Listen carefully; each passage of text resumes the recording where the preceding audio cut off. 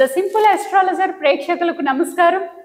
ఈ వారం గ్రహస్థితులు ఎలా ఉన్నాయో తెలుసుకుందాం. ఈ వారం 24వ తారీఖు నుంచి 30వ తారీఖు ఆగస్టు వరకు వారఫలం ఎలా ఉందో తెలుసుకుందాం. ఈ రోజు మనతో పాటు ప్రముఖ జ్యోతిష్య నిపుణులు శ్రీ గోపాల్ అయ్యంగార్ గారు ఉన్నారు. గురుగారు నమస్కారం. నమస్కారం. దీర్ఘ సుమంగళి భవ, దీర్ఘాయుష్మాన్ భవ. గాయత్రి. ధన్యవాదాలు గురుగారు. గురుగారు ఈ వారం మా ప్రేక్షకుల కోరిక మేరకు వారఫలం ఎలా ఉందో చెప్పండి.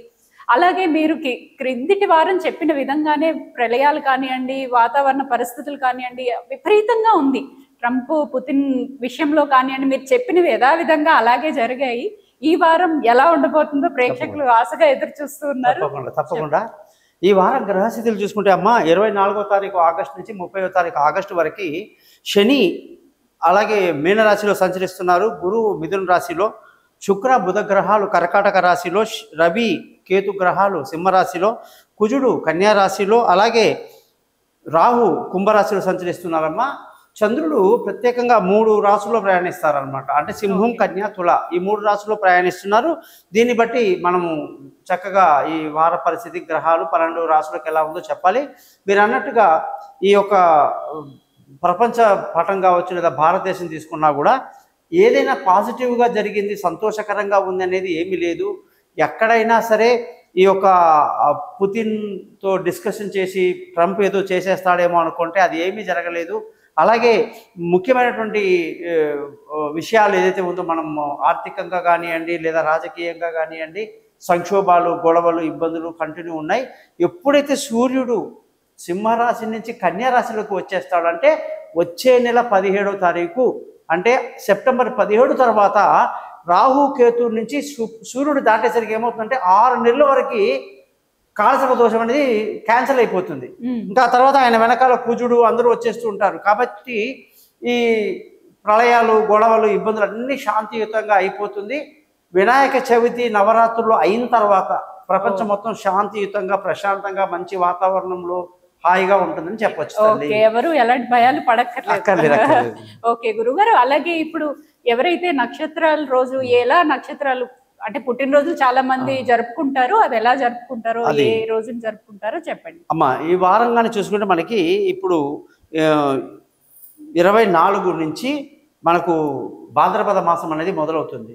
ఈ భాద్రపద మాసంలో పాడ్యమి తిథి మొదటి రోజు నుంచి చూసుకుంటే ఎవరైతే భాద్రపద మాసంలో జన్మించారో వాళ్ళు పుబ్బా నక్షత్రంలో జన్మించిన వాళ్ళు ఉత్తర, హస్త, చిత్త, స్వాతి, విశాఖ, అనురాధ, విశాఖ నక్షత్రం వరకు వాళ్ళు ఈ రోజుల్లో వాళ్ళ పుట్టినరోజులు గుడికి వెళ్ళటం, వాళ్ళ పేరు మీద అర్చన, దేవుడి అర్చన చేసుకోవటం లాంటివి చేస్తే చాలా మంచిది. ఓకే. అలాగే పెద్దలకి తిథులు పెట్టాలని చాలా మంది చూస్తుంటారు కదండి, వాళ్ళకి ఏ రోజులు? వాళ్ళు ఎవరైతే భాద్రపద మాసంలో శుక్లపక్షంలో పెద్దవాళ్ళు గతించారో వాళ్ళల్లో ఎవరైతే పాడ్యమి తిథి, విధియ, తదియ, చవితి, పంచమి, సప్తమి, షష్ఠి, సప్తమి ఈ తిథుల్లో మరణించిన పెద్దలకి ఖచ్చితంగా బియ్యం పోయటం అంటారు లేదా పిండ ప్రదానం చేయటం వల్ల వాళ్ళ ఆశీస్సులు మన కుటుంబం పరి మీద అందరికీ ఉంటుంది. చాలా చక్కగా వివరించారు గురుగారు.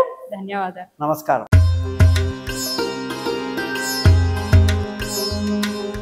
ద సింపుల్ అస్ట్రాలజర్ ప్రేక్షకులకు నమస్కారం.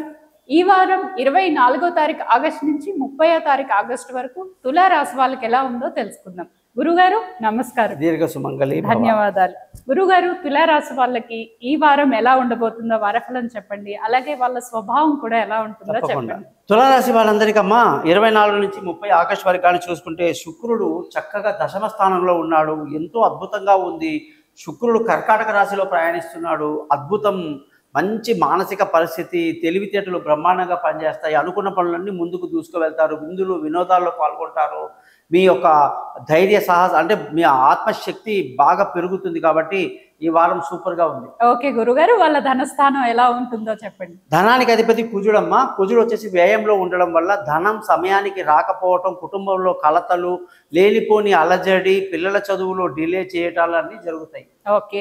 ఇప్పుడు ఫ్రెండ్స్ కానివ్వండి, రిలేషన్షిప్ కానివ్వండి, అన్నదమ్ములు కానివ్వండి, వీళ్ళ పరిస్థితి ఎలా ఉంటుంది? చాలా సాధారణంగా ఉందండి. ఎటువంటి నెగిటివ్ అయితే లేదు. గతంలో చాలా ఎక్కువగా ఉండేది వీళ్ళకి. సామరస్యంగా వెళ్ళండి. ఎవరితో కూడా మనకి ఇబ్బంది రాదు. మామూలుగా మీకు ఫ్రెండ్స్ రిలేషన్కి గురువు అధిపతి మంచి గ్రహమే కాబట్టి మనం తలుచుకొని గొడవకి వెళ్ళాల్సిందే కానీ మన జోలికి ఎవరు అయితే రాదు. ఓకే. అలాగే ఇప్పుడు కొత్త ఇల్లు కానివ్వండి, వాహన యోగం అలాంటివి ఉంటాయంటారా? చాలా అద్భుతంగా ఉందమ్మా. శని 6వ ఇంట్లో ఉండి విలువైన ఆస్తులు, భూములు, వాహనాలు, ఇతరత్ర అన్నీ కూడా సమయానికి సమకూర్చే అవకాశాలు, లావాదేవీలు బాగున్నాయి. ఓకే, అలాగే ఇప్పుడు సంతానం లేని వాళ్ళకి కానివ్వండి, అలాంటి పరిస్థితి ఎలా ఉంటుందంటారు? కొంచెం తులారాశి వాళ్ళకి పంచమంలో రాహు ఉండడమే కాకుండా శని పంచమాధిపతి షష్టంలో ఉండడం వల్ల ప్రయత్నపూర్వకంగా మనం అనుకున్న మంచి అస్ట్రాలజర్ని కలుసుకోవడం వల్ల సంతానం లేని వాళ్ళకు సంతానం కలుగుతుంది. అలాగే విదేశీయానాలు, దూర ప్రయాణాలు వెళ్ళే వాళ్ళు కొంచెం జాగ్రత్తలు తీసుకుంటూ ఉండాలి. తెలివి మీరు ఏదైతే వాడుతున్నారో, మీ యొక్క ప్లానింగ్ ఏదైతే ఉందో మీ భార్య ద్వారా కూడా దాన్ని ఇంప్లిమెంట్ చేసుకోవడం స్పోర్ట్స్ ద్వారా మంచిది. సొంత నిర్ణయాలు పనికి రావన్నమాట. ఓకే గురుగారు, అలాగే ఇప్పుడు వాళ్ళ ఆరోగ్య పరిస్థితి ఎలా ఉంటుందంటారు? చాలా బాగుందమ్మా. మంచి ఆరోగ్యం ఉంది, ఎటువంటి ఇబ్బంది లేదు. అన్ని రకాల అనారోగ్యం ఉన్న వాళ్ళు కూడా లేచి కూర్చునే అవకాశాలు ఉన్నాయి. అలాగే రుణ ఒత్తిడి కూడా పెద్దగా ఉండదు, అన్ని తీర్చేస్తారు, ప్రశాంతత ఉంది. ఓకే, ఇప్పుడు భార్యాభర్తలు కానివ్వండి, ప్రేమికులు కానివ్వండి, ముఖ్యంగా మీరు ఎలా ఉండబోతుందో అదొక్కటే చెప్పండి. కుజుడు సప్తమాధిపతి వ్యయంలో ఉండడం వల్ల భార్యాభర్తల మధ్య గొడవలు, చికాకులు, లేనిపోని ప్రాబ్లమ్స్ వస్తాయి. కాబట్టి తక్కువ మాట్లాడుకోవటం మీ యొక్క భాగస్వామితో అది మంచిది. ఎక్కువగా ఏదేదో పనికి విషయాలను మాట్లాడి దానివల్ల గొడవలు వచ్చే అవకాశాలు ఎక్కువ ఉన్నాయి. ఎవరి పనుల్లో వాళ్ళు ఉంటే తులారాశి వాళ్ళకి ఈ వారంలో భార్యాభర్తల మధ్య ఎటువంటి గొడవలు, ప్రాబ్లమ్స్ రావు.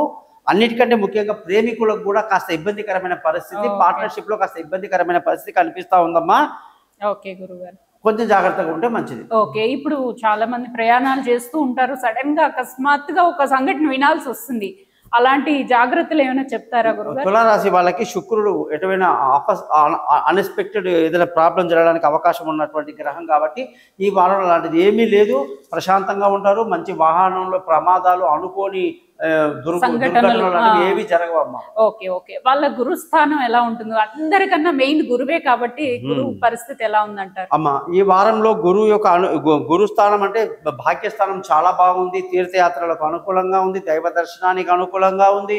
అదృష్టము, అలాగే పెద్దలు, తాతగా, మామ, అత్త వీళ్ళందరి తల్లిదండ్రుల యొక్క సహాయ సహకారాలు ఈ రాశి వాళ్ళకు బాగున్నాయి. ఓకే గురుగారు, అలాగే వీళ్ళు గవర్నమెంట్ జాబ్లు ప్రయత్నించే వాళ్ళు కానివ్వండి, ఉన్న జాబ్లో ఇంకా ప్రమోషన్లు కానీ అలాంటివి ఏమైనా ఉన్నాయంటారా? సూపర్ అమ్మా. అసలు ఈ వారంలో వీళ్ళకి ఉద్యోగంలో ప్రమోషన్లు, ఇంక్రిమెంట్లు, పై అధికారుల ప్రశంసలతో స్టార్ట్ అవుతుంది. అంత మాత్రాన మనము కాస్త నెగిటివ్ అంటే బాగా ఎక్కువ సెల్ఫ్ కాన్ఫిడెన్స్ ఎక్కువ పెట్టుకుంటే ప్రాబ్లం అవుతుంది. ఉన్న దాంట్లో జాగ్రత్తగా ఉండాలి. అందరి అనుగ్రహాలు బాగుంటాయి. సోమ, మంగళవారాలు వీళ్ళకి అనుకూలంగా ఉంది. బుధ, గురువారాలు కొంచెం ఇబ్బంది, తర్వాత అంతా బాగుంది. జాగ్రత్త పడితే మంచిది. ఓకే, ఇప్పుడు కొత్తగా వ్యాపారం మొదలు పెట్టుకుంటే బాగుంటుందా అనుకున్న వాళ్ళకి మీరు ఏం చెప్తారు? సూర్యుడు ఎప్పుడైతే మీకు ఏకాదశ స్థానంలో వచ్చాడో మీకు పట్టుందల్లా బంగారం అవుతుంది. వ్యాపారంలో చాలా పైకి వస్తారు. మంచి మీ ప్లాన్ అన్ని మంచి వర్కౌట్ అవుతాయి. కొత్త వ్యాపారం వైపు కూడా మీరు ముందుకు వెళ్తారు. అన్ని రకాలుగా సూపర్ గా ఉంది. ఓకే గురుగారు, వీళ్ళు ఏ గ్రహాన్ని పూజించడం వల్ల ఇంకా కలిసి వస్తుందంటారు? సూపర్ అమ్మా. ఈ వారంలో కుజగ్రహాన్ని వీళ్ళు ఆరాధించాలి. ధనస్థానానికి, సప్తమ స్థానానికి కుజుడు బాగా నెగిటివ్ గా ఉన్నాడు. అలాగే వీళ్ళు బుధ గ్రహాన్ని యొక్క విషయంలో బాగానే ఉంది, ఎక్కడ ఇబ్బంది లేదు. అన్ని గ్రహాలు బాగున్నాయి. మెయిన్గా కుజగ్రహానికి మీరు పరిహారం చేసుకోవటం మంచిది. ఓకే గురుగారు, చక్కటి వివరణ ఇచ్చారు. విన్నారు కదా, ఎటువంటి సందేహాలున్నా గురుగారిని కన్సల్ట్ చేయండి. చిన్న చిన్న పరిహారాలతో మీరు హ్యాపీగా ఉండొచ్చు. ముందుగా ఎందుకు చెప్తున్నారు అంటే మీకంటూ ముందుగా తెలిస్తే జాగ్రత్త పడతారు అని, ఇంతకన్నా వేరే ఉద్దేశం ఏం లేదు. ధన్యవాదాలు. నమస్కారం.